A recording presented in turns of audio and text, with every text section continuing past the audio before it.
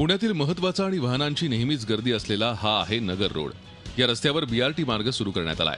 अजित पवारांच्या हस्ते त्याचं उद्घाटन झालं आणि तो वाहतुकीसाठी खुला झाला.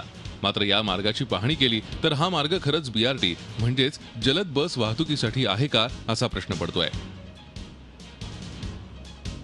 खराडी ते येरवडा दरम्यान तयार करण्यात आलेल्या या बीआरटी लेनमध्ये तब्बल 13 बस टर्मिनस आहेत. म्हणजे केवळ 500 मीटरच्या अंतरावर एक टर्मिनस उभारण्यात आलाय. जर वाहतूक जलद करायची असेल तर एवढ्या कमी अंतरानं 2 बस टर्मिनस कशासाठी असा प्रश्न पडतो. बस स्थानकांवरील तिकीट सुविधा बंद आहे. बस स्थानकावरील ऑटोमॅटिक सेन्सर असलेले दरवाजे कार्यरत नाहीत, त्यामुळे अपघाताची शक्यता आहे. बस टर्मिनस आणि रस्त्यांच्या ट्रॅफिक सिग्नलमध्ये ताळमेळ नाही, त्यामुळे बस टर्मिनसमधून बाहेर पडणाऱ्या नागरिकांना रस्ता ओलांडताना कसरत करावी लागते. बस टर्मिनसवर पाणी आणि टॉयलेटची सोय नाही. सुरक्षा की तो कुछ बात ही नहीं है. जो पथचारी आने का है जो बीच में, उनके लिए तो कुछ सुविधा ही नहीं है. वार्डन्स गाइड करने के लिए नहीं है. लाइट कम है, ये स्ट्रीट लाइटिंग कम है. ब्लिंकर्स नहीं है, जहां बीआरटी के लेन्स शुरू होते हैं वहां पर नहीं है.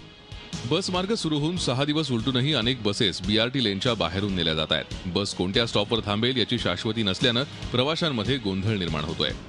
बीआरटीचा नवीन रूट झालाय की सगळ्या बसेस आतून जायच्या, पण काही बसेस अजून आहेत की बाहेरून जात आहेत. त्यामुळे ग्राहकांचा प्रॉब्लेम पडतो की कुठं उभा राहायचं, कुठल्या बस स्टॉपला उभा राहायचं, आत उभा राहायचं की बाहेर उभा राहायचं. बीआरटीचा नवीन रूट सुरू झालाय, तरी पण अजून सर्व बसेसने आतून जायला पाहिजे, पण तरी पण अर्ध्या बसेस बाहेरून जात आहेत आणि अर्ध्या बसेस आतून जात आहेत. तर आम्हाला कन्फ्यूज होते की आम्ही आत उभं राहावं की बाहेर उभं राहावं.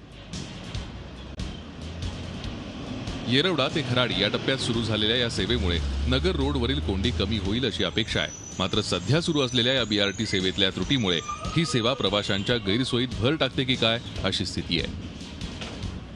अश्विनी पवारसह bureau report, Zee media, Pune. Zee 24 तास रहा एक पाऊल पुढे.